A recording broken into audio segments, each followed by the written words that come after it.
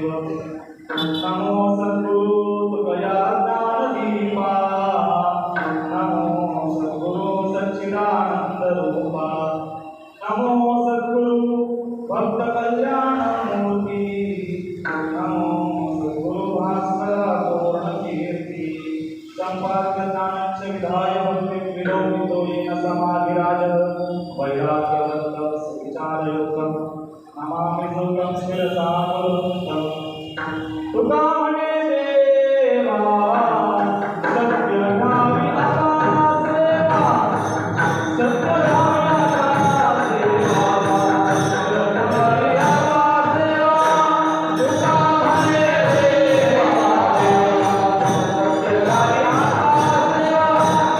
सत्य नामी आता सेवा सत्य नामी आता सेवा सत्य नामी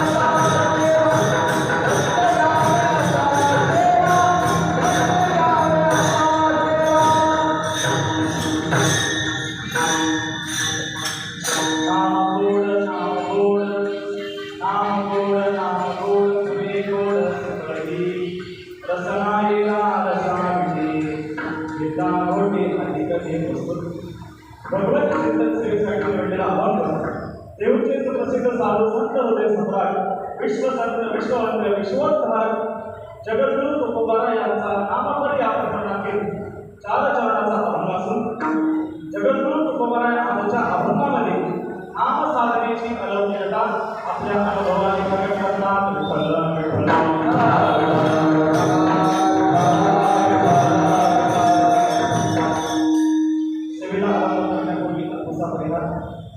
सालाबादप्रमाणे संपन्न असणारा संत श्रेष्ठ श्री तुकाराम महाराजांच्या सदैव वैकुंठ गमनाच्या निमित्ताने गेल्या 54 वर्षांपासून यंदाच्या 55व्या वर्षापर्यंत आज सागायचा सप्ताह गुरुदेव मामासाहेब आणि गुरुजींच्या त्यांच्या प्रेरणेने हा सप्ताह त्या काळ सुरू झाला आणि आज सागाय हा उत्सव भव्य दिव्याच्या स्वरूपामध्ये या ठिकाणी संपन्न होत असताना आजची ही अचानक प्रारंभ झालेली सेवा आजच्या विजयलक्ष्मी आणि सेवांची म्हणत माझ्या जन्मदिनी सेवा केली ती सेवा मला प्राप्त झाली अचानक प्राप्त झाली हा सेवेचा योग आज या ठिकाणी प्राप्त झालेला आहे.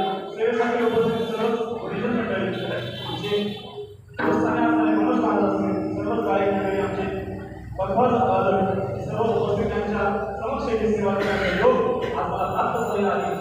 ज्ञानोबाराय तुकोबाराय जसे बुद्धी देतील त्याप्रमाणे सेवा करण्याचा प्रयत्न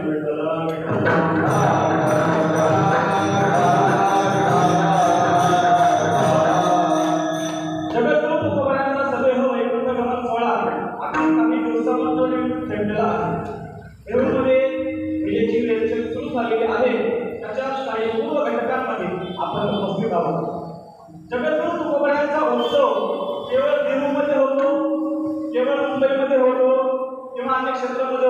नाही तुका म्हणे राजे वैभव सोहळा याही भूमंडळा माझी कीर्ती भगवान परमात्मा देखील संत महाराजांचे उत्सव संपन्न करतो किंबहुना देवाचे हे प्रेमच आहे करणे गोपाळा प्रीत तुमचे आपुल्या दासाचा संभ्रम सोहळा करणे गोपाळा प्रीत तुमचे भगवान परमात्म्याने निवडीत घेतलेला आहे की आपल्या भक्तांचे सोहळे भगवान परमात्मा साक्षात साजरे करतो किंबहुना आपण भगवान परमात्म्याचा देवाचा एखादा सोहळा नाही केला तरी देवाला काही फरक पडत नाही पण संत महात्म्यांचा सोहळा डावलून संतांचे उत्सव डावलून जर आपण देवाचा उत्सव करत असू तर ते देवाला आवडेलच सांगेल तुम्ही एखाद्या वेळेस देवाचा उत्सव करू नका देवाचा स्मरण करू नका पण संत महात्म्यांचा उत्सव जर आपण संपूर्ण केला तर देवाला फार प्रसन्नता प्राप्त होते देव बोलतो कानावाला देवाच्या मुखातून बोलतात तुम्ही जर माझ्या भक्तांची स्तुती करत असाल माझ्या भक्तांचं वर्णन करत असाल तर देव बोलतात ते ही प्राणा परवते आवडती निरुते जे भक्त चरित्रात प्रशंसिती ते मला प्राणापेक्षा आवडतात प्राणप्रिय ते प्राणा परवते आहेत असे भगवंताचे उद्गार ज्ञानेश्वरीला आपल्याला पाहायला मिळतात संत महात्म्यांचे उत्सव देवाला फार आवडतात आपण सकाळी उठलो सगळे देवपूजा करतो देवपूजेला बसलो असताना देवपूजा चालू आहे आणि त्याच क्षणी आपल्या दरवाज्यावरती दारावरती संत यावा साधू यावा आणि आपली देवपूजा चालू आहे आपण जर त्या साधूला डावलून साधू कटाक्ष देता आपण जर देवपूजेत भंग झालो ती पूजा कितीही केली तर ती देवाला मान्य होते आपण देवाला साधू तसाच तात्काळ थांबलेला आहे आपण देवाच्या अंगावर पुष्प टाकतोय मंत्र म्हणतोय सगळे उपचार चालू षोडशोपचार चालू आहे पण ते देवाला आवडत नाही आपण देवाच्या अंगावर फुलं टाकले ते देवाला फुलं वाटत नाही काय वाटतात येती दगड ते सेवनी मंत्र पुष्पे देवाश्री मंत्र पुष्प आपण म्हणले ते देवाला मंत्र पुष्प वाटत नाही तर ते दगड टाकल्यासारखे वाटतात संतांची साधूंची आलेली सेवा आपल्याला करणं भाग आहे एक वेळ देवाला डावलं करिता देवार्चन राले संतजन देव सारावे पडते संत पूजावे आरती देवाला संत महात्म्यांची पूजा केली तर ती देवाला फार प्रिय आहे अशाच प्रकारचा सोहळा देवाची प्रियता प्राप्त होण्यासाठी आपण हा जगद्गुरु तुकोबारायांचा सदैव वैकुंठ गमन सोहळा अगदी भव्य आणि दिव्याच्या स्वरूपामध्ये गेल्या 55 वर्षांमध्ये संकलन करत आहोत तर मामासाहेबांनी टाकलेलं गुण आहे त्याच्यामुळे त्याचा पाया जेवढा खोल तेवढी इमारत उत्तम असते अशा प्रकारचा हा सोहळा गेल्या 55 वर्षांपासून संपन्न होत आहे तुकोबाराय सदैव वैकुंठाला गेले याच्यात काही शंका नाही त्यात काही शंका घेण्याचं कारण नाही अनेक प्रमाण आपल्याला संत महात्म्यामध्ये पाहायला मिळतात रामेश्वर भट्ट स्वतः वर्णन करतात मागे कलेश्वर झाले थोर मेले कलेवर तुम्ही सांगा म्हणे रामेश्वर सकळा बसवणी गेला सोनिया जगद्गुरु तुकोबाराय सदैव वैकुंठाला गेले यात शंका नाही पण तुकोबारायांना जी पारमार्थिक स्थिती प्राप्त झाली तुकोबाराय या फळापर्यंत पोहोचलेले आहेत जे उच्च पद तुकोबारायांना प्राप्त झालं ते कोणत्या साधनाने प्राप्त झालं साध्य प्राप्त करायचं असेल तर काहीतरी साधन पाहिजे साधनाशिवाय साध्य प्राप्त होत नाही हा शाश्वत नियम आहे साधन काय केलं तुकोबारायांनी तुकोबाराय इतक्या उच्च पदावर पोहोचले की ज्यांना जगाचा मालक न्यायला यावा पांडुरंग परमात्मा तुकोबारायांना पूजा करावी दया पूजिली आदरे पांडुरंगी देवाने पूजा करावी ही स्थिती तुकोबारायांना प्राप्त झाली ही स्थिती प्राप्त करण्यासाठी तुकोबारायांनी कोणतं साधन केलं तुकोबारायांच्या भाषेत आपल्याला पाहिजे झालं तुकोबाराय बोलतात कुणी काही आचरण करू तर आम्हाला या कीर्तनाशिवाय नाही कोणी काही करी केली Hare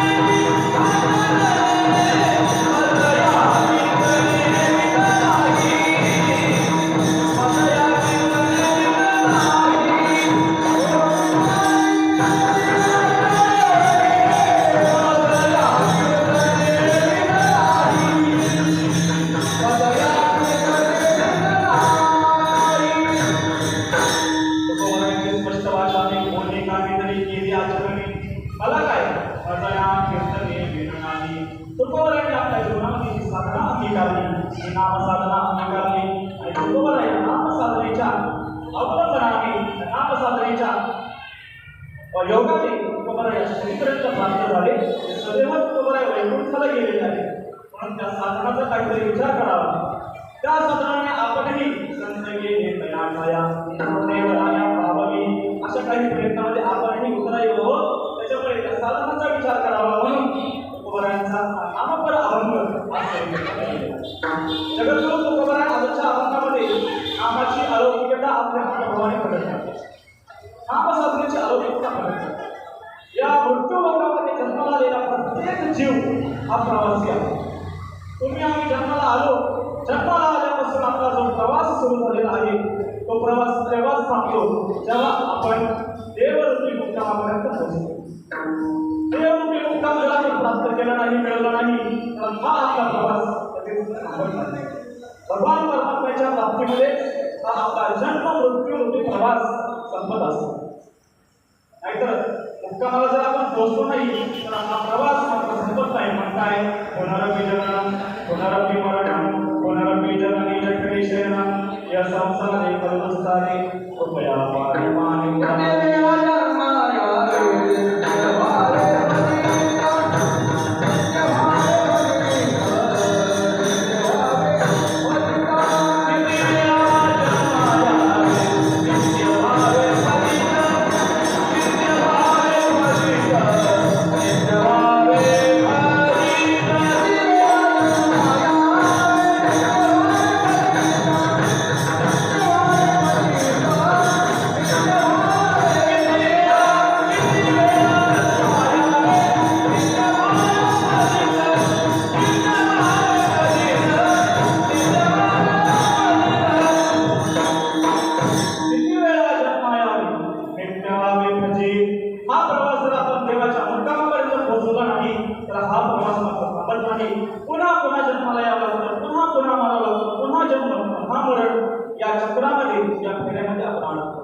पंचरसिका सुंदर वर्णन करतात.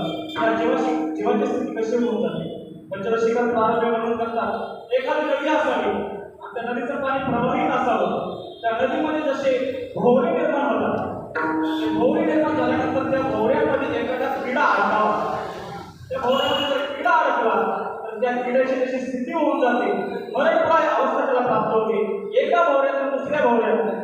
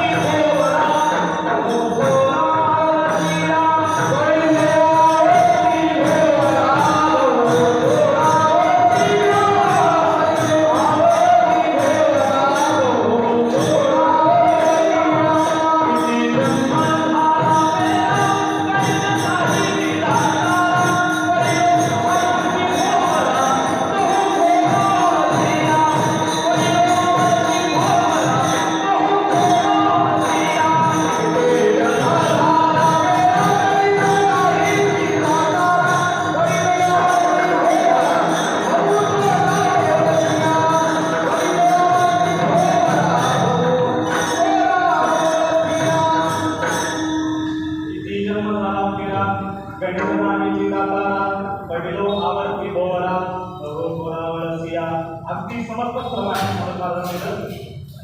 अशा या चक्रामध्ये जीव अडकतो. कशाप्रमाणे ज्याप्रमाणे तो किडा त्या भोवऱ्यामध्ये अडकावा त्याची स्थिती मरणप्राय होऊन जाते. त्या स्थितीमध्ये नदीच्या मार्गावर एखादा दयाळू माणूस जावा कृपाळू मनुष्य यावा त्याने त्या किड्याला बघावं. किड्याची दया येऊन त्या मनुष्याने त्या किड्याला अलगद बाहेर काढावं. नदीच्या तटाकावर एखादा वृक्ष पाहावा. त्या वृक्षाच्या छायेखाली त्या किड्याला सोडावं. ज्याप्रमाणे तो किडा सुखाने विश्रांती करतो त्याला जसा आनंद प्राप्त होतो मरणाला टेकलेलं शरीर आपल्याला ही विश्रांती प्राप्त झाली त्याचप्रमाणे हा जीव देखील या चक्रामध्ये फिरत असताना जन्म मरण या चक्रामध्ये फिरत असताना या जीवाने पूर्वीच्या जन्मामध्ये एखादं सत्कर्म केलेलं असेल एखादी वारी केलेली असेल दान धर्म केलं असेल कीर्तन ऐकलं असेल आनंदी पंढरीची वारी जर केली असेल तर या सत्कर्माच्या परिपाकाने ते पंचदशी वर्णन करतात. सत्कर्म परिपालनांती करुणा निरोध होता राम यती करून छाया विश्राम करता सुद्धा ज्याप्रमाणे तो किडा विसावा त्याप्रमाणे हा जीव देखील पूर्वपुण्याच्या वेळाने या जीवाला एखादा संत महात्मा भेटतो. तो कृपाळू असणार करुणानिधी हा शब्द पंचदशीकरांनी वापरला. करुणानिधी असणार तो संत महात्मा प्राप्त होतो आणि तो करुणानिधी संत साधू त्या जीवाला त्याच्या हातामध्ये साधन देतो. त्या साधनाच्या द्वारे तो जीव देखील किड्याप्रमाणे भगवत प्राप्ती करून विश्रांतीला प्राप्त होतो. पण ते साधन देत असताना साधन संत महात्मे देत असताना त्या जीवाची योग्यता पाहतात, अधिकार पाहतात. अधिकाराचा साथ उडावी मार्ग उपदेश अधिकारानुसार संत महात्मा त्याला साधन देतात. त्याचप्रमाणे संत काळात येतील कोणत्या काळात आहे तो जीव जर कृतयुगामध्ये असेल संत महात्मे त्याला ध्यानरूपी साधन त्याच्या हातामध्ये देतात. तो जीव जर त्रेतायुगामध्ये असेल तर त्रेतायुगातील त्या जीवाला संत महात्मे यज्ञ याचन रूपी साधन त्याच्या हातामध्ये देतात. तो जीव जर द्वापार युगामध्ये जन्माला आलेला असेल तर संत महात्मे त्याच्या हातामध्ये सेवारूपी रागात्मिका भक्तिरूपी साधन देतात. आणि तो जीव जर कलियुगामध्ये जन्माला आलेला असेल तर जगद्गुरु तुकोबार आहे त्या जीवाला कोणतं साधन आहे. जगद्गुरु तुकोबार म्हणतात कलियुगामध्ये जर तुम्हाला देव प्राप्त करायचा असेल, नारायण प्राप्त करायचा असेल तर तुम्हाला कीर्तन करावं लागेल. हे कलियुगातील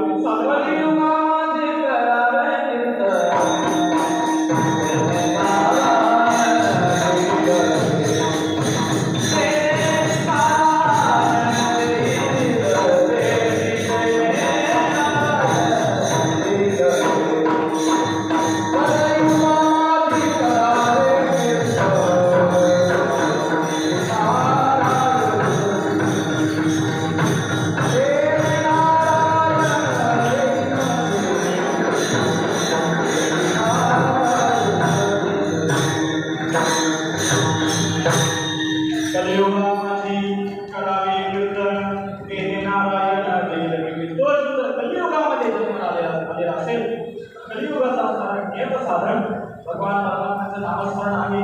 कलियुगामध्ये जर सेवेला उद्धाराची इच्छा असेल, कलियुगामध्ये जर भगवत प्राप्ती करून घ्यायची असेल तर कलियुगामध्ये नाम साधनेसारखं दुसरं साधन नाही. कलियुगाचं नियम साधन आहे. कलियुगाची करावे कीर्तन किंवा कलियुगी उद्धार नाही. भगवान परमात्म्याच्या नामानेच कलियुगामध्ये उद्धार होतो. कलव नास्तिएव नास्तिएव नास्तिएव गतिरण्यता. कलियुगामध्ये दुसरी गती नाही. त्या जीवाला संत महात्मे नामावरती साधन त्याच्या हातामध्ये देतात. हातात दिल्यानंतर जीव या नाम साधनाने भगवत प्राप्ती करतो आणि विश्रांतीला प्राप्त होतो. कलियुगामध्ये हे नामाची साधन आहे. नाम साधना ही सर्व साधनांमध्ये साधन असणारी गोष्ट आहे. अनेक साधन कलियुगामध्ये देखील आहेत. ज्ञान साधन आहे, कर्म साधन आहे, योग साधन आहे. अनेकांनी अनेक साधने केली. जे अन्य साधन आहेत अवज्ञा वाचा कळी नगडे साधन क्वचित विधी विधान नकडे नगडे सर्वथा. अन्य अन्य मार्ग अधिक आहेत, खूप मार्ग आहेत. अवज्ञा वाट आहे. त्याला काय झालं नाही बाबा सांगतात त्यांना किती झाला त्यांना क्षय पण झाला. अवघ्या वाटाचा क्षीण कळी न खडे साधन कलियुगामध्ये हे साधन मिळत नाही. का बरं? क्वचित विधी विधान त्याचं विधी विधान शास्त्राने केलेलं आहे. तो जीव काय बघत नाही. जीव संध्याकाळचा हरिपाठ म्हणत नाही. शास्त्र बघण्याचा वेळ मनुष्याकडे नाही. क्वचित विधी विधान न कळे त्याला कळत नाही आणि जरी कळलं का घडे. अशा प्रकारचं जे साधन अन्य साधन आहे. नाम साधना अत्यंत सोपी आणि सुलभ आहे. नाम संकीर्तन साधना सोपी ही सुलभ साधना कलियुगामध्ये संत महात्म्यांनी या जीवाला दिली. कारण ही जी साधना आहे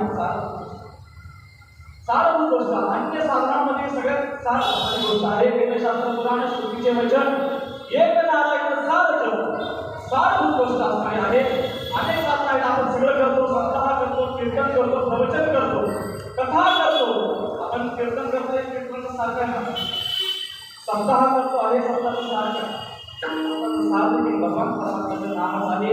किंवा तुकोबार म्हणतात 18 पुराणे सिद्धांत कामने हाची हे विठोबाची शरण जावे याचे दिसता नामच आहे. 18 पुराण काढा, वेद काढा, शास्त्र काढा, सगळ्यांच्या शेवटी सारभूत गोष्ट मात्र नाम जपच आहे. नाम साधनाच आहे.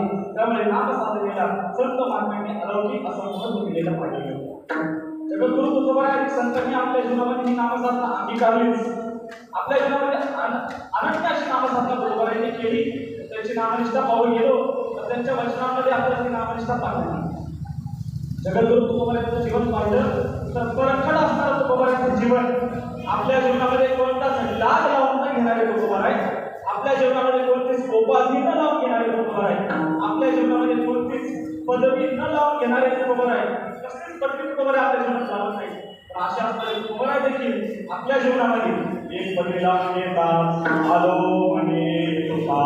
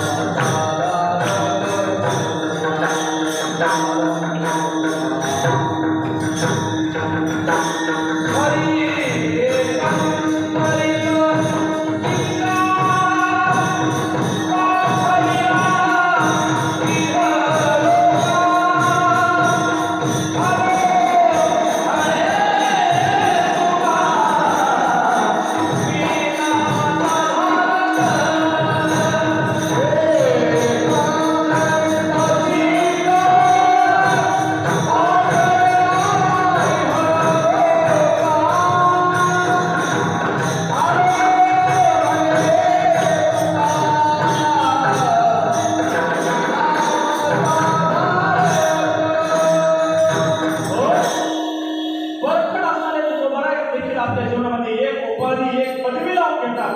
काय पदवी लावून घेतात? आलो म्हणे तुका मी कोण नामाचा धारक एकंदर शिका पाठविला ती लोका. आलो म्हणे तुका मी नामाचा किंवा आम्ही नामाचे धारक नेमो प्रकार अनेक सर्व भावे एक विठ्ठलची क्रमा. तुकोबाराय आपल्या जीवनामध्ये कोणती पदवी न लावून घेता राहतानाही आपल्या जीवनात नामधारक ही पदवी लावून घेतात.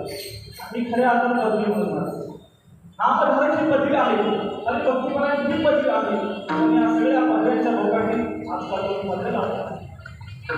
विनोदाचार्य आमच्याकडे पदवी आली रसक्रियाचार्य, पुणे भागात रसक्रियाचार्य या पदव्याच्या लोकांना अनेक आजकाल लावून घ्यायला लागले. त्या खऱ्या पदवी नाही. आता आम्ही काशीमध्ये शिकायला होतो आणि आम्हाला फार ते औत्सुक्य आपल्या पुढे शिकण्यामध्ये आजकाल आम्ही काय केलं काशीमध्ये मोठमोठे विद्यापीठ त्या विद्यापीठामध्ये जाऊन चौकशी केली की खरंच विनोदामध्ये आचार्य पदवी मिळतील का. काशीमध्ये सगळे विद्यापीठ पाचवी घातले पण एकाही विद्यापीठामध्ये विनोदामध्ये आचार्य होत नाही. पण अशा परिस्थितीत देखील आपल्या महाराष्ट्रामध्ये अशांची कीर्तन होतात की नसते.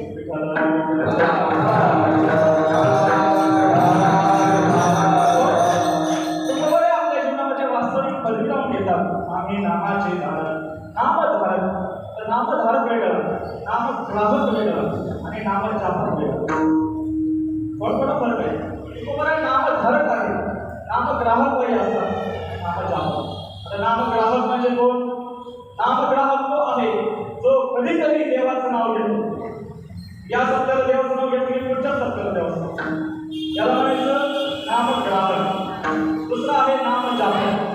तो नित्य नेमाने रोजच्या 11 माळा रोजच्या 108 माळा असा जो जप करतो नित्य नेम नामी तो आहे दुर्लभ नित्य नेम लावून घेऊन तो जप करतो तो आहे नामजापक. आणि जो नामसाधना सोडून कधी राहतच नाही असे जे संत महात्मा आहेत. नरचिनी हाची दंडा गोविंदाची पवाडे किंवा येणारी काही टाणाटोना नामस्मरणा वाचवणी नामसाधनेशिवाय एक मिनिटही एक क्षणही संत महात्मे राहत नाहीत.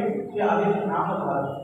तुकोबारायांच्या जीवनामध्ये अपार अशी नामनिष्ठा आपल्याला पाहायला मिळते. इतकी नामसाधना तुकोबारायांनी केली की तुकोबारायांच्या वेळेचं काळाचं देशाप्रती भान तुकोबारायांना लागत आलं. मौखिक अशी कथा सांगितली जाते. काशीमध्ये शिकणारा एक विद्वान पंडित होता. काशीमध्ये शिकत असताना सर्व शास्त्रांचं अध्ययन त्यांनी केलं. अध्ययन करायचा अध्यापन करायचा पण त्या विद्वानाला शेवटची इच्छा मात्र त्याची शिल्लक होती. त्याला एक इच्छा काय होती तर आपल्या जीवनामध्ये एखादा संत महात्मा मिळावा, संत महात्म्यांची भेट व्हावी म्हणून आपलं जीवन कृतार्थ झालं अशी त्याची एक इच्छा होती.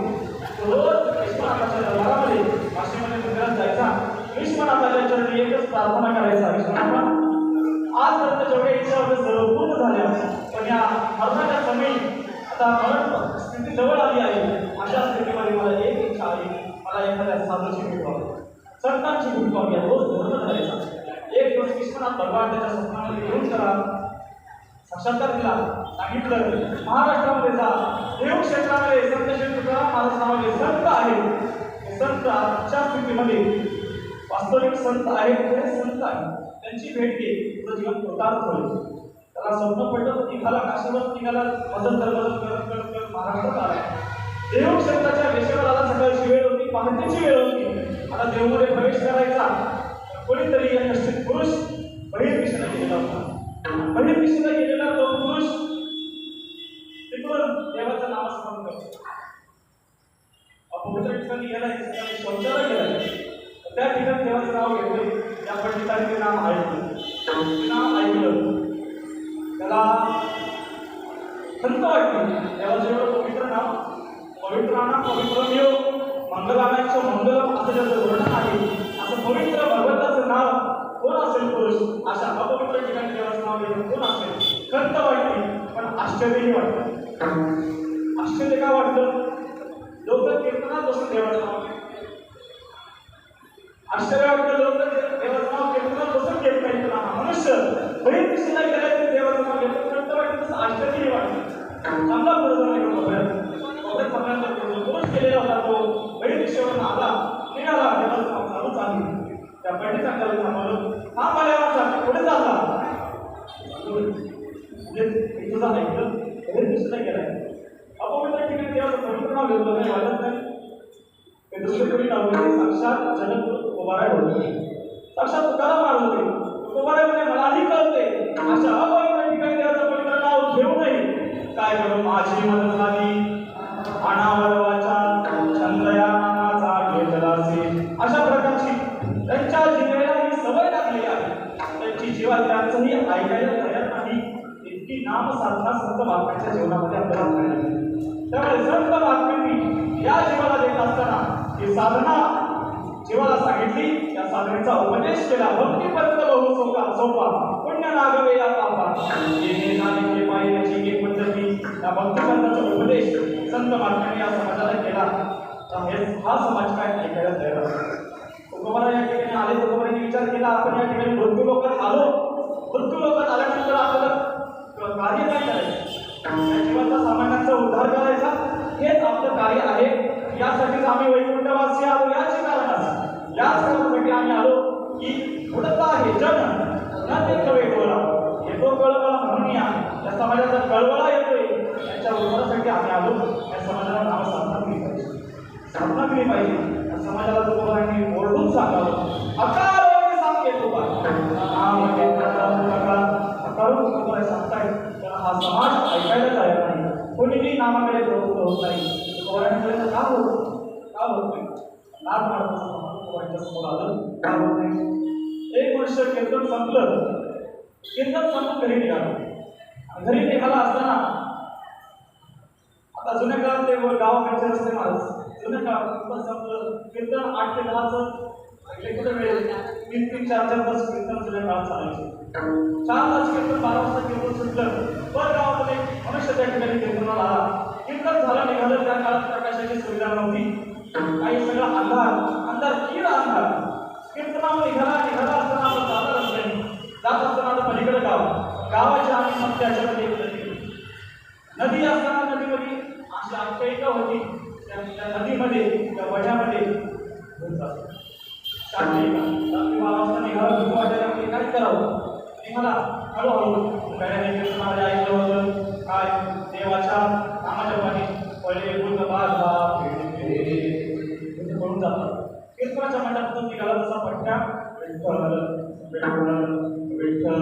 जसं नदीकडे जाऊ लागला, पट्ट्याची स्पीड वाढली, जलद वाढली, विठ्ठल विठ्ठल विठ्ठल विठ्ठल. जसा नदीपाशी गेला अजून स्पीड वाढली, विठ्ठल विठ्ठल विठ्ठल विठ्ठल म्हणत कसं तरी वडा पार केला, पलीकडे गेला.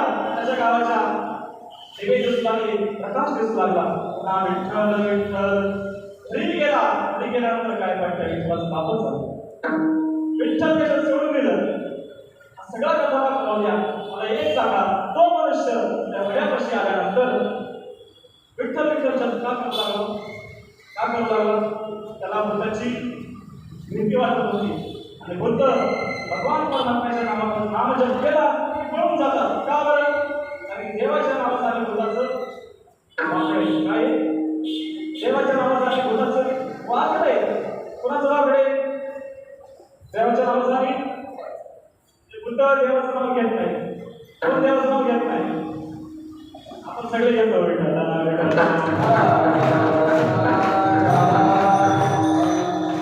आता माझं फार कठोर प्रमाण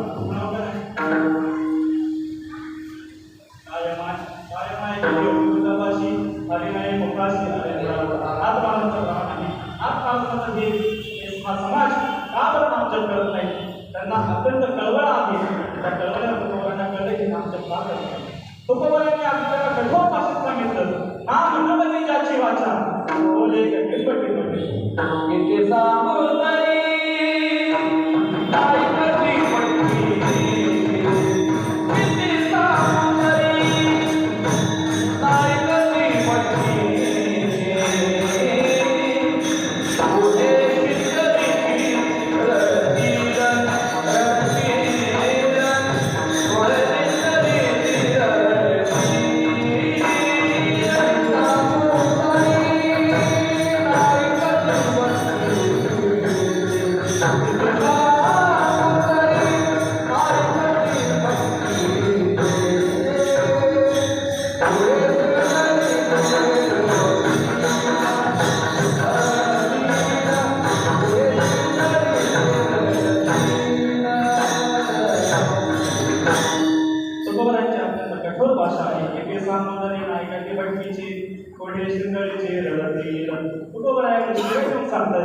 समाज ऐकत नाही. शेवटी तुकोबाला लागोनिया पाया विनवितो तुम्हा करे डाळी बोला मुखीना. संत महात्मे आपल्या चरणाला लागायला देखील तयार आहेत. म्हणजे संत महात्म्यांच्या अंतःकरणात तुमच्या आमच्याबद्दल किती कळवळा असते. केवळ तुकोबाला आपल्याला पाया लागतात असं नाही.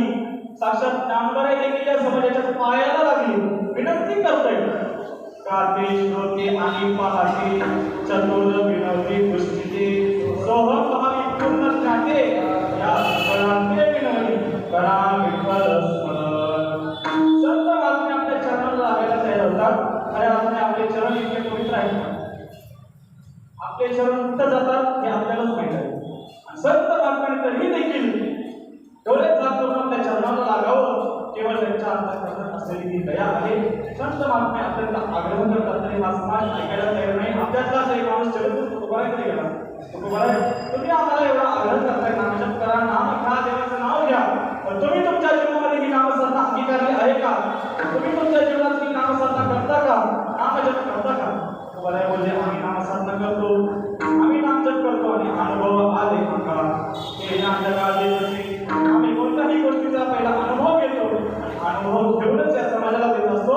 तुकोबा बोलतात का म्हणजे सातवटी सारखी मज अनुभव आहे अंगे. मला अनुभव आहे हे नाम साधलेलं आहे. त्या सज्जन पुरुषांनी तुकोबाने विचारलं, तुकोबा तुम्ही हे नाम साधना साधलेली आहे, देवाचं नाव चांगलं आहे. हो चांगलं. तुम्ही जर या देवाचं नाव चांगलं असेल तर त्या देवाच्या नावाची चव कशी आहे सांगाल का? नाम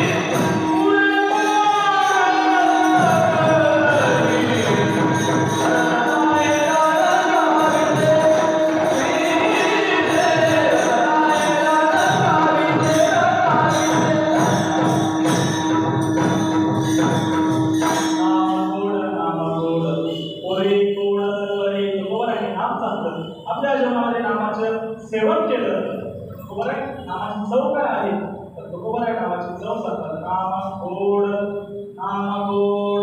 आता या शब्दाचा अनेक पद्धतीने आपल्याला अर्थ करता येईल. सरळ आपलं सुलभ अर्थ पाहिला तर ज्याप्रमाणे एखादा गोड पदार्थ आपण गातो, गोड पदार्थ जसा आपला गोड लागतो, समजा अगोळ आहे अजून मी असं खाल्ला तर मला रसा गोड लागतो, आता तुम्ही खाल्ला तरी गोड लागतो, तुम्हाला खायची सवय आज केलेली नाही. मला जर गोड आपण खाल्ला की गोड लागतो, तसं भगवान परमात्म्याचं नाम सेवन केलं ते संत महात्म्यांना गोड लागतं. म्हणून त्याची उद्गार पाहायला मिळतात. अमृतावनी गोड नाम देवा किंवा देवने गोड अमृत दयाच किंवा कंबोदका मुनिके गोडी अमृत झाले ठीक.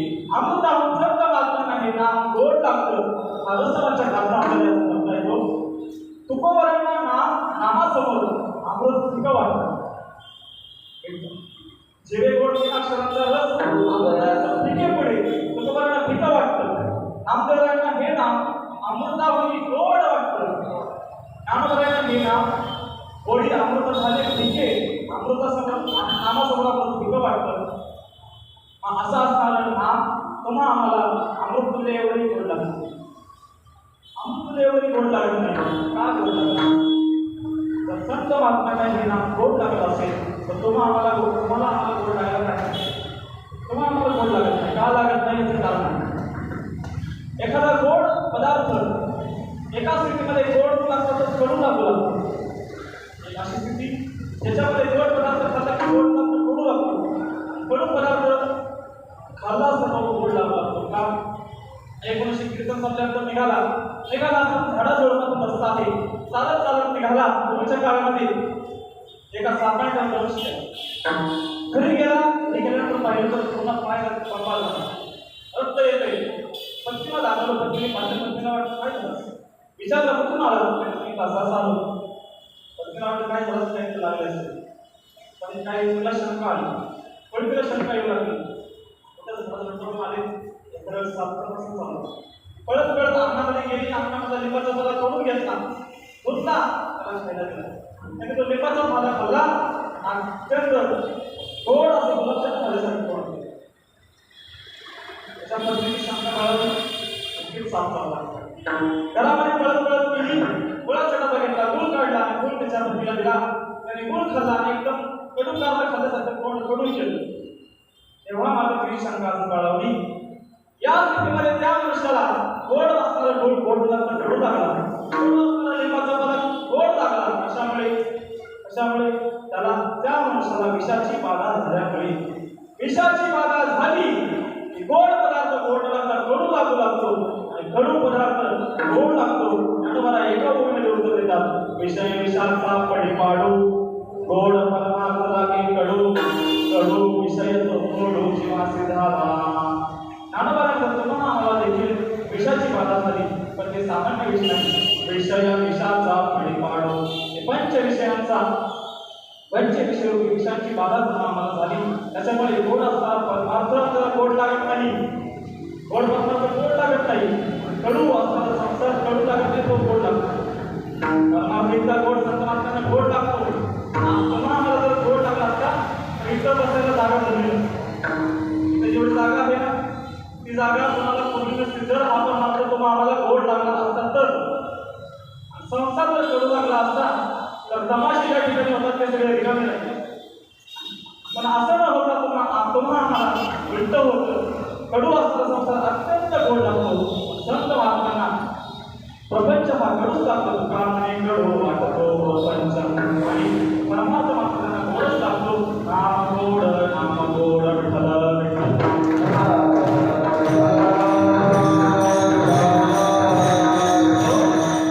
अशा प्रकारचा हा एक रसवाचक अर्थ आपल्याला या शब्दाचा करता येतो. दुसरा अर्थ आहे आनंदवाचक. म्हणजे काय? एखाद्या गोष्टीमधून आपल्याला सुख प्राप्त झालं, आनंद प्राप्त झाला की त्या आनंदाच्या अभिव्यक्तीसाठी ज्या शब्दाची प्रयुक्ती आपण करतो त्याला म्हणतात गोड.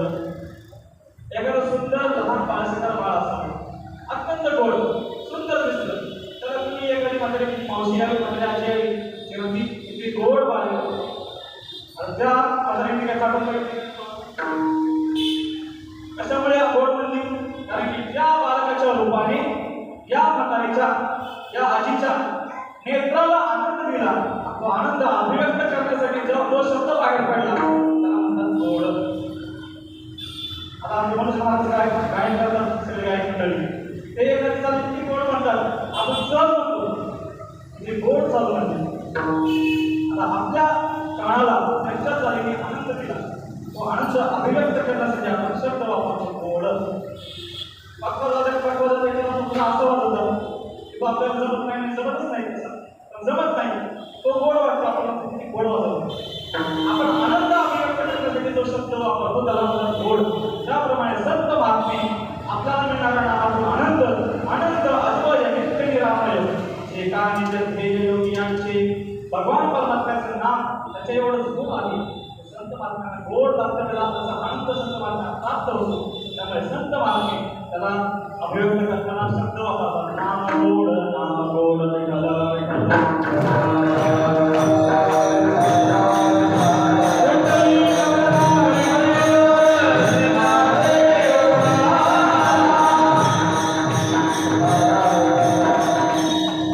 ठीक आहे. तुम्हाला नाम गोड आहे आम्हाला कळलं, मला नाम गोड लागते, आम्हाला गोड लावायची अपेक्षा आहे, नाम गोड आहे ठीक आहे. नाम गोड, नाम गोड दोन वेळा म्हणण्याची काय गरज? दोन वेळा म्हणण्याची काय? शास्त्रामध्ये पाहून गेलो तर विरुक्ती नावाचा दोष शास्त्र सांगतं. एक गोष्ट आपण जर दोनदा सांगितली तर शास्त्रामध्ये ती विरुक्ती नावाचा दोष आहे. बरोबर आहे? दोनदा बोलतात का बोलतात दोष लागला बरोबर आहे ना? काही अर्थामध्ये विरुक्ती दोष लागत नाही, आग्रह अर्थामध्ये एखादी प्रेमाने बोलण्याचा दोष लागत नाही.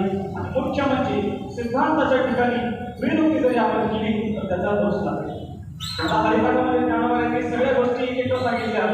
हरिपाठात असताना दुरोपण हरिमुखे म्हणा, हरिमुखे म्हणा दोन वेळा सांगितलं. सिद्धांताच्या ठिकाणी विरोधी चालत नाही. त्यामुळे संपूर्ण परमात्माचा सिद्धांत, संपूर्ण शास्त्राचा सिद्धांत हाच आहे भगवान परमात्म्याचं नाम. त्याच्यामुळे तो परत दोनदा म्हणतात. त्याचप्रमाणे भगवत प्राप्तीच्या पूर्वी साधना म्हणून जेव्हा नामसाधना करतो तेव्हाही ती नामसाधना गोड आहे.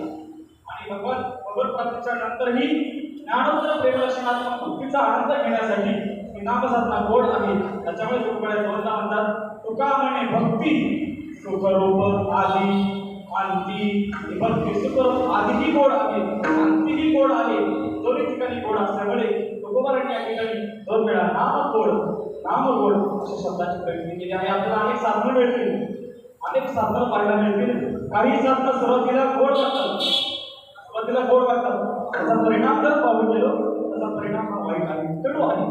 काही साधनं सुरुवातीला कडू लागतात, कडू वाटतात, त्रासदायक वाटतात, त्याचा परिणाम पाहिला तर आनंदाचा असतो. काही साधनं मात्र सुरुवातीला हे वाईट असतात, अंतीही वाईट असतात. काही साधनं मात्र सुरुवातीलाही गोड असतात आणि शेवटीही गोड असतात. पहिल्या प्रकारे सांगितलं काही साधनं सुरुवातीला गोड वाटतात, अत्यंत गोड वाटतात, त्याचा परिणाम मात्र आपला जीव घेण्यापर्यंत पोहोचणारा असतो. त्याच्यामुळे ते साधन आपण करत नाही. कोणतं साधन? विष आहे. विष जे आहे ते सुरुवातीला आपण खातो म्हणजे जर खाल्लं विष जर खाल्लं तर ते सुरुवातीला गोड लागतं म्हणतात, गोड लागतं त्याचा परिणाम मात्र वाईट आहे, शेवटी कडू आहे. गोड लागतं, विष गोड लागतं. कशावर म्हणतात महाराज तुम्ही गोड लागतं, तुम्ही काय फक्त बघितलंय का? खाल्लं नाही. पण ज्ञानोबारांच्या वचनावर तुमचाही विश्वास आहे, माझाही विश्वास आहे. ज्ञानोबा वर्णन करतात बापा विषाची मधुरता धनी आवडी उपजे चित्ता हरी परिणाम विचारिता प्राण भारी. ज्ञानोबा ज्ञानेश्वरीमध्ये वर्णन करतात बापा विषाची मधुरता. विष आहे सुरुवातीला मधुर लागतं, त्याचा परिणाम जर विचारात घेतला परिणाम विचारिता प्राणो हरी. हे जे साधन आहे विषाप्रमाणे काही साधनं असतात, काही साधनं विषाप्रमाणे सुरुवातीला अत्यंत गोड वाटतील. आता हे जे चारण मारण उच्चाटन हे जे साधन हे सूर्या काय ग्रहणाच्या वेळी हे नेहमी सिद्ध करतात हे जे साधन आहे ते असे आहे ते साधन आपण दुसऱ्यावर अवलंबलं आणि ते जर दुसऱ्यावर काम नाही केलं तर ते याच्याच मागं हे जे साधन आहे असे आहे सुरुवातीला गोड वाटतात परिणामात वाईट आहे दुसरं साधन आहे सुरुवातीला कडू आहे त्रासदायक वाटतं परिणाम सुंदर आहे औषध एखादा मनुष्य आजारी पडावा वैद्याकडे जावा वैद्याने त्याला काही औषध द्यावं ते औषध घेत असताना ते औषध आपल्याला कडू लागतं त्याचा परिणामाचा विचार केला तर ते मात्र आपल्याला आयुष्य वर्धक असतं त्याच्यामुळे हे जे साधन आहे सुरुवातीला कडू वाटतं त्यामुळे वर्णन करतात औषधाची कडू वाटत जशी अमृताची पुरवणी त्यामुळे वर्णन करतात औषध कडू आहे तर त्याच्यामध्ये अमृताची पुरवणी आहे अमृत सादर करतं तसं ते अमृत जरी करत नसतं ते आयुष्य वाढवतं असं जे औषधाप्रमाणे काही साधन आहे औषधाप्रमाणे कोणतं साधन आहे ते आहे ज्ञान साधन सुरुवातीला फार कठीण आहे शास्त्रामध्ये वर्णन केले आहे शूलस्य धारा निशिता व्रत केला दुर्गम तथस्थ प्रभैवत अगदी वस्त्रेच्या धारीवर चालण्याप्रमाणे हे ज्ञान साधन कठीण आहे सुरुवातीला कडू आहे कारण परिणामात विचार केला तर ब्रह्मैव भवति ज्ञान प्राप्त झाल्यानंतर ब्रह्मस्वरूप होतो ज्ञान साधन आहे तिसरं साधन आहे सुरुवातीलाही वाईट शेवटीही वाईट त्या साधनाचा विचार काय करावा शेवटचं साधन आहे मात्र सुरुवातीलाही गोड आहे शेवटीही गोड आहे ते आहे नाम साधन त्याच्यामुळे तुकोबारांनी जी 2 वेळा प्रयुक्ती केली नाम गोड त्याचा आशय इतकाच आहे हे साधन भगवत प्राप्तीच्या पूर्वीही गोड आहे भगवत प्राप्तीनंतर ज्ञानोत्तर प्रेम दर्शनात्मक भक्तीचा आनंद उपभोग घेण्यासाठी हे नाम साधन आहे त्याच्यामुळे तुकोबारांनी गोड बोलतात नाम गोड ठीक आहे तुकोबारांनी तुम्ही फार विस्तार सांगितला नामाचा नाम गोड आहे आम्हाला कळलं पण आम्हाला काय मिळणार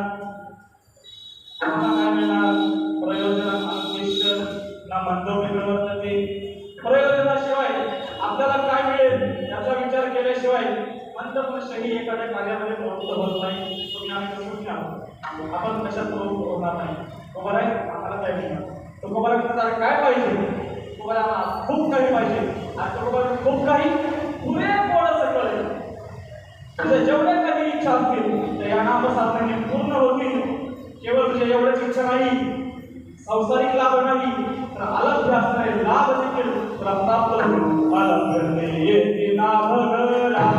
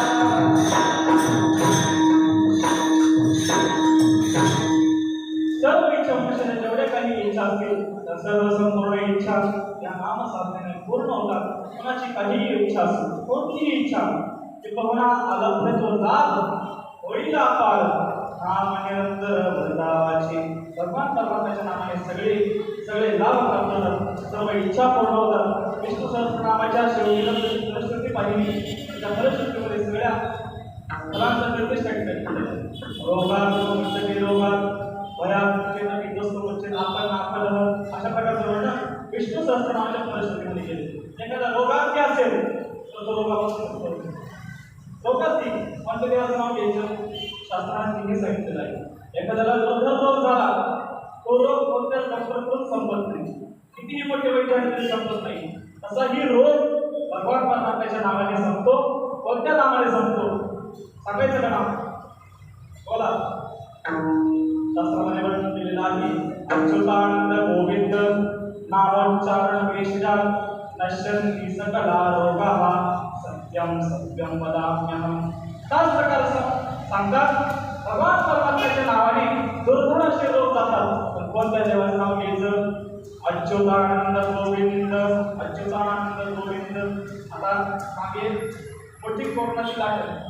तर कोरोनाच्या लाटेमध्ये आम्ही काही कोरोना देखील आम्ही काही जण देवला तिथं सर्व सप्ताह चालू असायचा. त्या सप्ताहामध्ये त्या साधनेमध्ये काही या कोरोनाची लागली कोरोना झाला. त्या काळामध्ये त्यांना क्वारंटाईन केलं गेलं. त्या काळात आम्ही या जपाचा या नामाचा जप करायचं. सगळे अच्युतानंद गोविंद, अच्युतानंद गोविंद सगळे जप करायचे. सगळ्यांना तिकीट ठेवायचं. नामाचं सामर्थ्य इतकं आहे की रोगांचो मुच्यते रोगा. एखादा बद्ध असेल तर बद्धो चेत बंधनात, भयात मुच्येत पीडस्तु, मुच्येत आपन्न आपद. एखाद्याला फार आपदा यावी, आपत्ती यावी, त्या आपत्तीतून मुक्त व्हायचं असेल तर देवाच्या नावाशिवाय पर्याय नाही. त्याच्यामुळे सर्व लाभ, कोणतेही लाभ असो, कोणतीही इच्छा असो,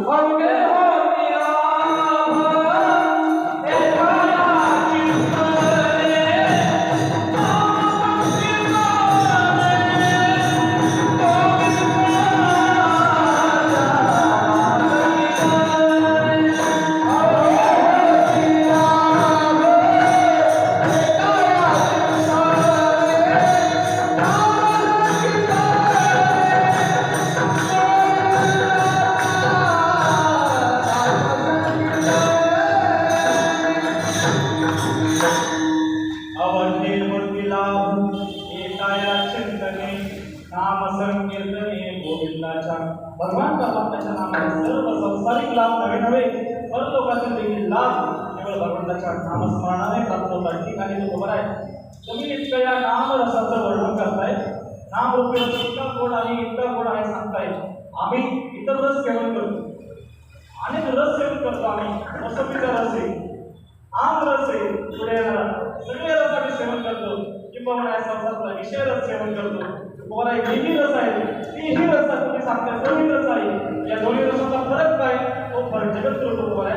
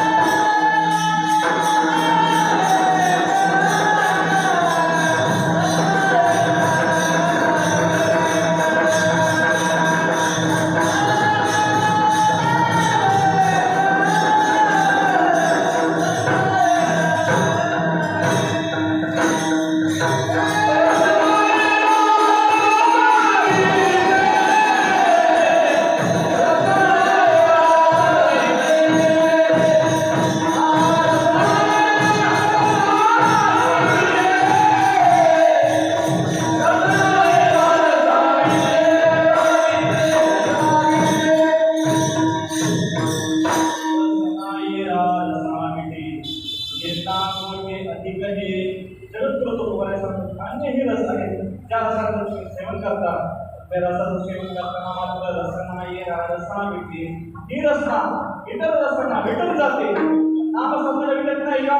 तुम्हाला बोलतात घेता घोळके अधिक हे हा याचा घोळ घेतल्यानंतर हे अधिक घ्यावं अधिक द्यावं असं या रसाचं वैशिष्ट्य आहे. त्याच्यामुळे अन्य जे वैश्विक रस आहेत ते रस मात्र एका दिवस भेटून जातात. कोणतेही रस तुम्ही सांसारिक रस सेवन करा, त्या रसाला एक मर्यादा आहे, एक सीमा आहे. त्या सीमेपर्यंत आपण ते रस सेवन करू शकतो. त्या सीमेनंतर मात्र आपण सांसारिक रसांचं सेवन करू शकतो. एखादा पंक्तीला बसता असं समजा पंक्ती पाठवण असेल, खूप खाणारा असेल, आमचे बाबा खास खाणारे खास खाणारे आम्ही आज अनेक आहेत खास खाणारे 10-15 कोण डझन गुलाबजाम खाणारे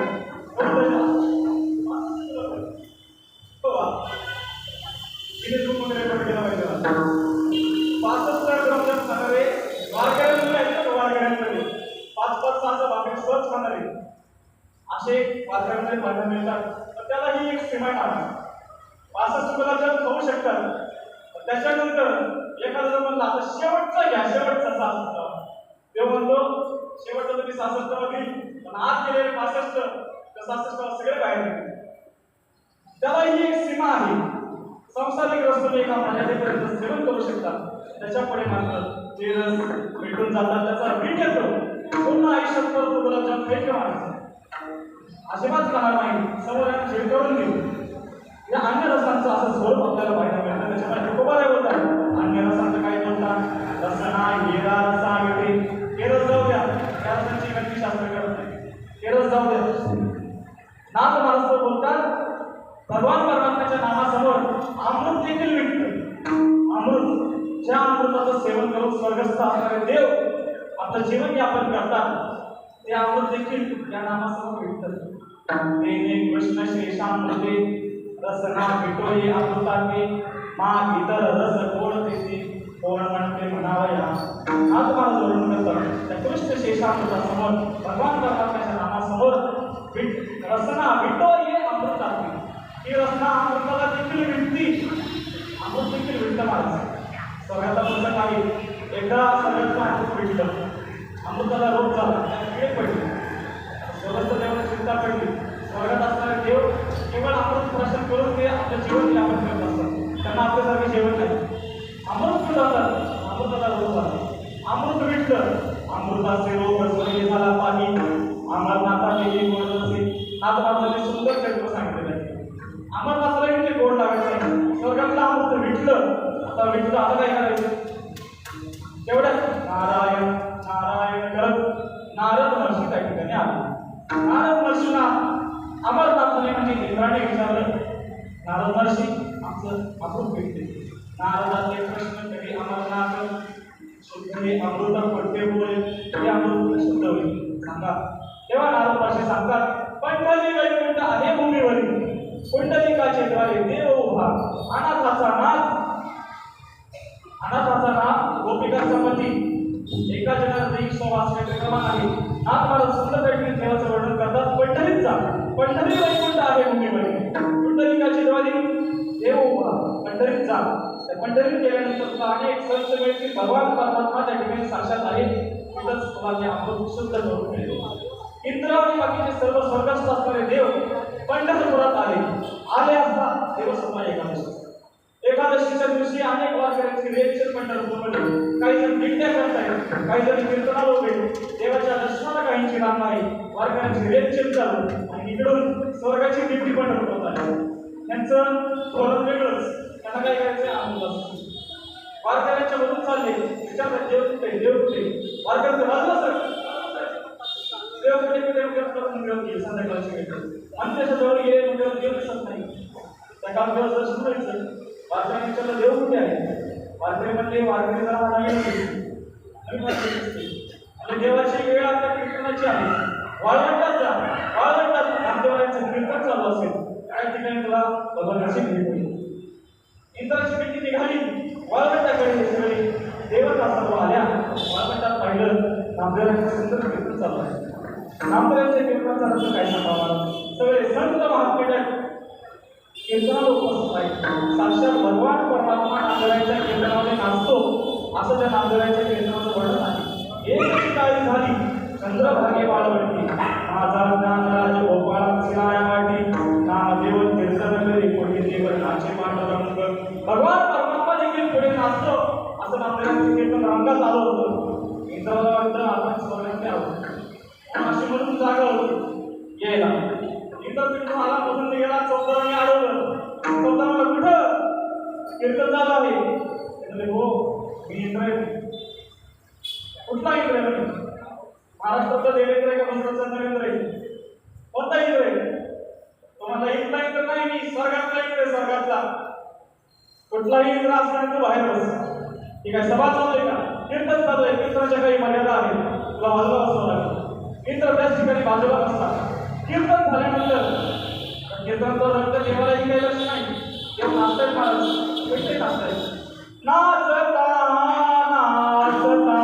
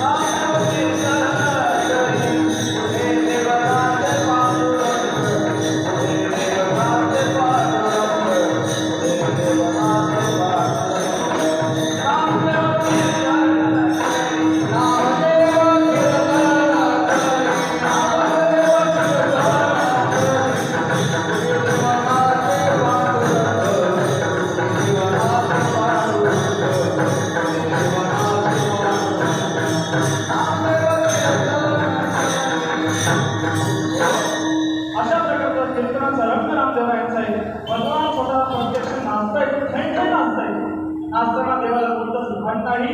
नाचता नाचता देवाचा गळा पितांबर. देवाचा पितांबर गळला. कबीर महाराज शेजारी बसले होते. कबीर महाराजांनी देवाला जवळ चिमटा घेतला. देव जागे झाले.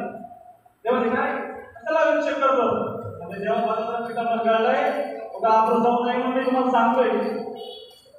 देव देवाला जागे झाले. महाराज अशा कीर्तनाचं देवाला त्याला कोणतंही घमंड असावं असं नामदेवांचं कीर्तन झालं. तेच इंद्र पुन्हा देवाकडे निघाला, देवाला भेटला. देवा अमृतांचा सगळं वृत्तांत सांगितला. देवाने सांगितलं आता आमच्या जागरण एकादशीचा जे दिवस आहे, सगळे वारकरी आलेले आहेत. आमचं जागरण आहे. उद्या सकाळी मंगळ वेळेला चौथा मेळा महाराजांच्या घरी द्वादशीची पंगत आहे. त्या ठिकाणी तो ये करतो. दुसऱ्या दिवशी द्वादशीला सगळे संत महात्मे देव इंद्र गणधर्व सगळे निघाले. चौथा मेळा महाराजांच्या घरी गेले. घरी गेल्यानंतर त्या ठिकाणी नामदेवराय, ज्ञानोबाराय, जनाबाई माता, मुक्ताबाई माता हे सगळे द्वादशीच्या पंक्तीला जेवण्यासाठी. द्वादशीची पंगत मंडळ महाराज सगळे सांगतात. आरतीमध्ये प्रत्येक एकादशीला द्वादशीच्या 4 पंक्ती. सकाळी 7 साडेसात पंगत बसतेच. आणि ज्या वेळेला काय असं साधन महाराज पंचपक्वान आमच्या आरतीमध्ये शब्द प्रचलित आहे. श्री बालाजीचा प्रेम. श्री बालाजीचा प्रेम म्हणजे काय? श्री म्हणजे श्रीखंड, बा म्हणजे बासुंदी, ला म्हणजे लाडू आणि जी म्हणजे जिलेबी. त्याला म्हणतात श्री बालाजीचा प्रेम. वारकरी म्हणजे अशा पंचपक्वानाच्या पंक्ती. आता इंद्र त्या ठिकाणी गेला. सगळे द्वादश सोडायला, पारणं सोडायला त्या ठिकाणी आलेले आहेत. इंद्राने हातामध्ये त्याचा आमच्यापासून मदत घेऊन चौथा मेळा महाराजांच्या घरी गेला. पहिलं तर नामदेवरायांकडेच गेला. नामदेवराय एवढं काय मी आंदोलन शुद्ध करेल. देव नामामृतासमोर कोणता अमृत आणलाय असं इंद्र बसला. पुन्हा देवाकडे गेला. देवाकडे गेल्यानंतर या इंद्राने सांगितलं, देवा तुम्ही सकाळी बोलवलं होतं, या अमृताचं काही बघा. अमृताचं काही बघा म्हटल्यानंतर तेव्हा देवराव पाचारी चुकी असी शुद्ध अमृताची घरी गेली. देवाने चोखा मेळा माझं नाव दिला. चोखा मेळा माझं झाले आणि सांगितलं यांचं अमृत शुद्ध करायचं आहे. काही बघा चोखा मेळा महाराष्ट्रामध्ये हे प्रमाण फार महत्वाचं आहे. नाम जी साधना आहे, नामामृत जे आहे ते या अमृतापेक्षाही श्रेष्ठ आहे. चोखा मेळा महाराज स्पष्ट बोलतात. चोखा मेळा म्हणे काय हे अमृत नामापुढे मात काय आहे. नामामृतासमोर याची काय माता आहे, काय गोष्ट आहे या अमृताची. केवळ चोखा मेळा महाराज त्यांच्या पत्नीने ते हातामध्ये घेतलं, हातामध्ये घेऊन त्याच्याकडे केवळ दृष्टी टाकली आणि त्या अमृताला शुद्ध करून टाकलं. एवढं सामर्थ्य संत आपल्या ठिकाणी आलं. कशामुळे आलं? नामसाधनेचा अंगीकार परमात्म्याने केला आणि या नामामृताच्या द्वारे असणारं एक प्राकृत स्वर्गातलं अमृत त्यालाही संत महात्म्याने पवित्र केलं. त्याला म्हणतात अन्यरस. अन्यरसामध्ये या स्वर्गस्थ अमृताचाही अवलंब या ठिकाणी होत असतो, अंतर्भाव होतो. हेही अमृत त्यालाही तुकोबराय बोलतात. रसना येरा रसा विटे सर्व रस भेटणारे आहेत. तुकोबराय हे रस भेटणारे आहेत. तुमचा रस भेटत नाही का? तुकोबराय बोलतात विटे ऐसे सो अरे भक्ती रस पुढता पुढती आस सेवा विहे. आता पुढता पुढती आस सेवा विहे आणि भेटा बोलते आधी कधी पुन्हा पुन्हा घ्यावं, पुन्हा पुन्हा घ्यावं असे नामरस आहे. नामसाधना एकदा घेतली, नामजप करू लागला, त्याच्यामध्ये मनुष्याला गोडी प्राप्त होते. हळूहळू नामामृत गोडी वैष्णवाला गेली, त्याची गोडी प्राप्त होत जाते महाराज. पुन्हा पुन्हा सेवन करावं वाटतं. पुन्हा पुन्हा नामसाधनेचा भक्ती वाढायचं वर्णन करताना नारदमहर्षी आपल्या भक्तिसूत्रामध्ये वर्णन करतात. प्रत्येक क्षण वर्धमान. प्रत्येक क्षणाला याचं सुख वर्धमान होणार आहे, वाढणार आहे. अगदी तुकोबराय बोलतात अंगी प्रेमाचे भरते नेचे उतार चढते काय ते वाढणार आहे. पोट सेवितान दाये भूक भोगे विचराने तुका म्हणे पाहे कोण वास मुक्तीची. तुकोबराय बोलतात या भक्तीचा आनंद घेतला की काय होतं. पोट सेविका न धाये आणि भूक भोगेलीच राही तुका म्हणे पाहे कोण वास मुक्तीची. अशी नामसाधना आहे. तुकोबराय बोलतात देता घोटे अधिकही नामसाधना पुन्हा घ्यावी, पुन्हा घ्यावी, पुन्हा घ्यावी असे वाटेल. जेव्हा आपण ही साधना करू, जेव्हा नाम घेऊ, तेव्हाच आपली ही रचना इतर रसाला भेटते आहे. इतर रसाला भेटते सहसा विठ्ठल. जेव्हा आपण नामसाधना घेतो, नामजप करतो, तेव्हा आपल्याला या संसारिक रसाचं यथार्थ त्याचं वास्तविकता आपल्याला कळते. तेव्हा आपल्याला या रसांबद्दल वीट येतो.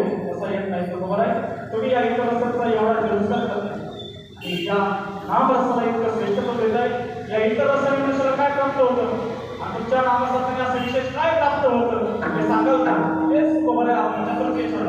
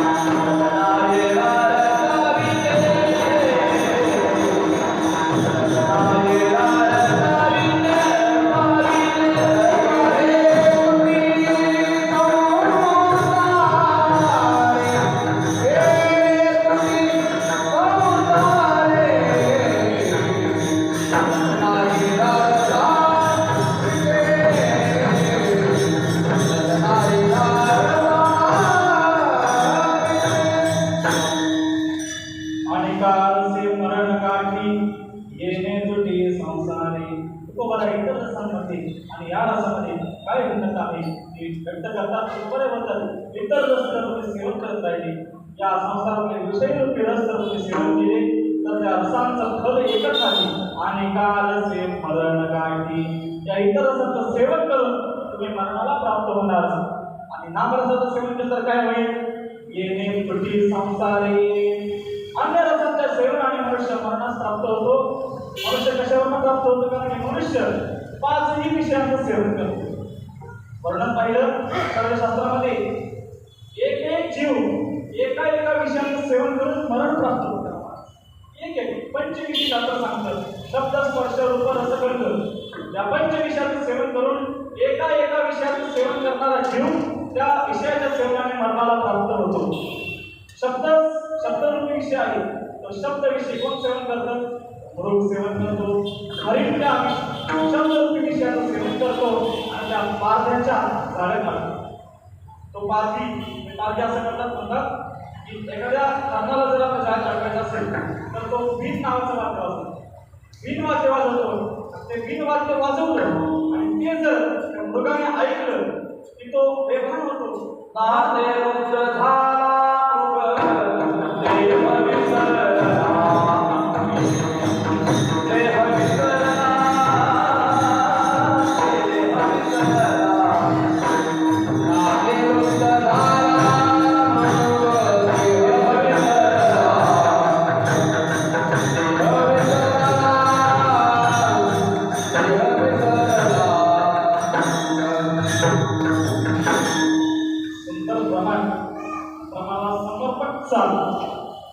लुप्त होणे तो मृग त्या पिण्याच्या नादामध्ये इतका लुप्त होतो. नादे लुप्त झाला मृग देह विसरला अंग. तो देहालाही आठवत नाही. त्या पिण्याच्या आवाजाकडे जातो जातो जातो जवळ गेला त्या पिण्याच्या नादामध्ये इतका लुप्त होतो की तो पारधी दुष्टाचा पारधी मानाचा वेध घेतो. त्याला मारून टाकतो माणूस. आता मारून टाकलं तरी त्या मृगाचा शब्दरूपी विषय सेवन करण्यात संपत नाही. त्या मृगाचे सुंदर उद्गार बाहेर निघतात. कवी महाराज सुंदर दोन आहे. अब देखत हे पारधी पुराण का हे भाव जब तो काय म्हणतो जब तक सांस शरीर में तब तक बीन बजा. शीर तोडो मला शीर तोडा ताडण करो मला मारा मांस पकाके खाओ माझं मांस शिजून खा पण मेरे चमडे आसन बैठे सूरस राही नका. तो मृग असे उद्गार त्याला मरण प्राप्त झालंय मेलाय तरी तो मृग त्या पाल्याला म्हणतो हे पारधी दादा माझ्या चमड्याचं आसन कर. आसन करून बस त्याच्यावर काय कर सूरस राही नका. इतका त्या शब्द विषयामध्ये भरतो. एका शब्द विषयाने हरिण नावाच्या जीवाचा नाश होतो. तो मरणाला प्राप्त होतो. शब्द विषय रूप विषयाने पतंग नावाचा किडा पतंगा देवी आणि गण ते तर त्यासी अचूक मरण. रूप या विषयाने पतंग मरतो. रस विषयाने मासा मरतो. आविसाची आशा गळलेली मासा पटोनिया कसा मरण पावे. रस या विषयाने मासा मरतो. रूप रस गंध त्या गंध विषयाने भ्रमर मरतो. तो भ्रमर त्या कमळामध्ये भ्रमर तो कमळामध्ये भ्रमर जातो आणि त्याचं सेवन करतो. त्या परागाचं पराग सेवन करत असताना आता ते सूर्य विकासनी कमळ असतं. सूर्य अस्ताला गेला ते कमळ विकतं. त्या भ्रमराला कळतं त्या कमळ विकणार आहे पण त्या परागाच्या सेवनामध्ये तो इतका लुप्त होतो इतका अडकतो थांबून थोडं असा विचार करतो रात्री भविष्यती सुप्रभात. तो म्हणतो रात्र जाईल सकाळ होईल तोपर्यंत मस्त आपण त्या परागाचं सेवन करू सकाळी जाऊ हा विचार करतो. मात्र रात्र जाती सकाळी त्या ठिकाणी हत्ती येतो. हत्ती येऊन त्या कमळाचा ग्रास करतो. त्या कमळाच्या ग्रासमध्ये हा भ्रमरही मरण पावतो. केवळ एका विषयाच्या सेवनाने हा भ्रमर मरण पावतो. तो आहे ग्रंथ विषय. शेवटचा आहे शब्द स्पर्श रूप रस स्पर्श आहे. स्पर्श या विषयाने हत्ती देखील त्या माणसाच्या ताब्यात येतो. त्या हत्तीला पकडताना असं म्हणतात एक खड्डा करतात. त्या खड्ड्यामध्ये एक कोटी हत्ती तयार करून ठेवतात. कोटी हत्ती आणि त्या हत्तीच्या आशेने हा मोठा असणारा हत्ती त्या त्या उडी मारतो, त्या उडी मारला की तो पकडला जातो, त्या माऊताच्या हातात येतो. केवळ स्पर्श या विषयाच्या सेवनाने. आता एका विषयाच्या सेवनाने एका जीवनात जर मरण येत असेल तर तुम्ही आम्ही पंचही विषयांचं सेवन करतो, आपण जिवंत राहतो. आपण जिवंत राहू शकत नाही. त्यामुळे तुकोबाराची स्पष्ट भाषा आहे, आणि कारसे मरण गाठी. आणि तुमच्या रस्त्याने काय होतं तुकोबार आहे, येणे तुझे संसारे नाम घेता ओढा ओढी नाम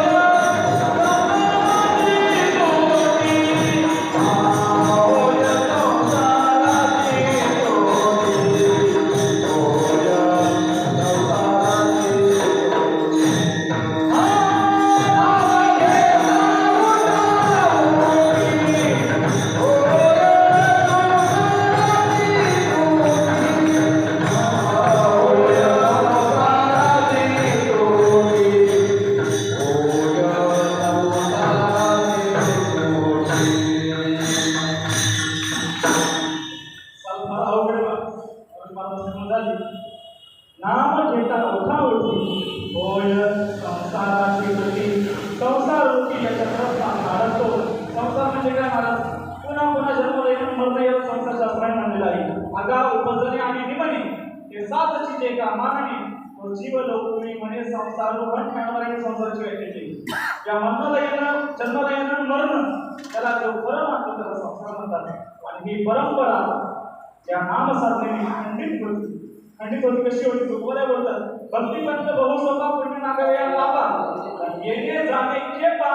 येण्याची एक पद्धती म्हणजेच काय, येणे तुझी संसारी. ठीक आहे तुकोबार ही संसाराची त्रुटीही होईल. अजून तुम्ही सर्व नामसाधनेची एवढी अलौकिकता सांगितली, महत्व सांगितलं. तुमचा आणि या नामसाधनेचा काय संबंध आहे तो सांगाल का? तुकोबार तो सांगणार आहे. तत्पूर्वी सर्वांनी आपण ज्या नामाचं तुकोबार एवढं महत्व सांगतायत, ज्या नामसाधनेने आपलं जीवन या दिव्य पदापर्यंत पोहोचणार आहे, त्या नामसाधनेचा आपण 2 मिनिटं जप करणार आहोत. सर्वांनी हात वर करून देवाचं नाम जप करायचं आहे.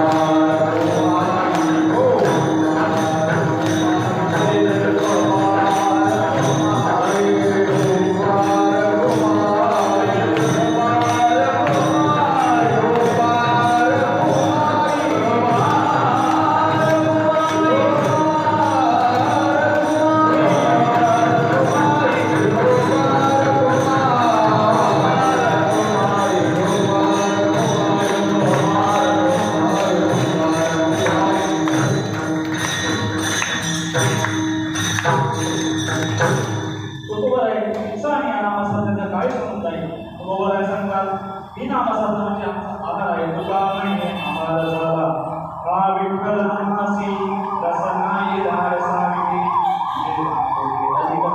बरोबर आहे बोलतात. ज्याप्रमाणे मनुष्याची मूलभूत गरजा सांगितली जाते, अन्न वस्त्र निवारा या मूलभूत गरजा जेव्हा सांगितल्या जातात, त्यातल्या अन्न ही जी गरज आहे ती फार महत्वाची आहे. वस्त्र नसते निवारा नसते तर मनुष्य जगू शकतो, अन्न नसते तर जगू शकत नाही. त्याप्रमाणे अन्न म्हणजेच आहार, आणि हा आहार आपला झालेला आहे. भगवान परमात्म्याचं नाम म्हणजे आमचा आहार झालेला आहे. आहार झाला आणि हा आहार जर आम्ही सेवन केला नाही आणि जिवंत राहू शकत नाही. हाच आशय बरोबर आहे. शेवटच्या चरणात करतात. तुका म्हणे आहार झाला हा विठ्ठलामासी रसनाई रसा विटी.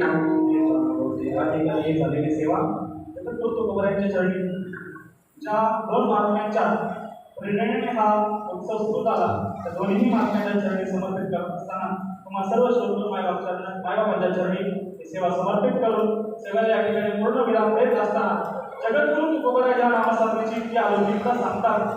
ती अलौकिकता केवळ कीर्तनापुरती गाथ्यापुरती ज्ञानस्वरूपी न ठेवता ती साधना आपल्या जीवनामध्ये तुमच्या जीवनामध्ये आणि तुमच्या कृपेने माझ्याही जीवनामध्ये ती अंगीकारली जावी आणि ती आमच्या जीवनामध्ये ती नामसाधना अलौकिक करून संत मात्र ज्या मार्गाने मार्गस्थ होऊन त्या परमपदापर्यंत पोहोचली त्या मार्गावर तरी जावं ती इच्छा अशा व्यक्त करून सेवेला पूर्ण केला. तरी निवडते पुरती अधिकने सरते करणे घ्यावे ते तुम्हाला विनंती पायांच्या प्रसादी काही बोली नव्हती मज क्षमा करणे संकटवले अंतरोदय योगी ज्ञानेश्वर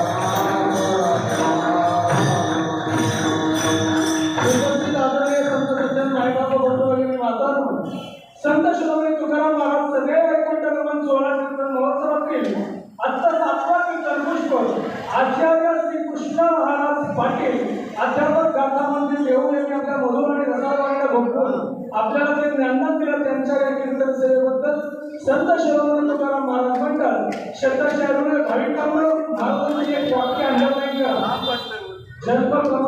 जन्मपत्रिका जी आहे ना जन्मपत्रिकेला असावं लागतं.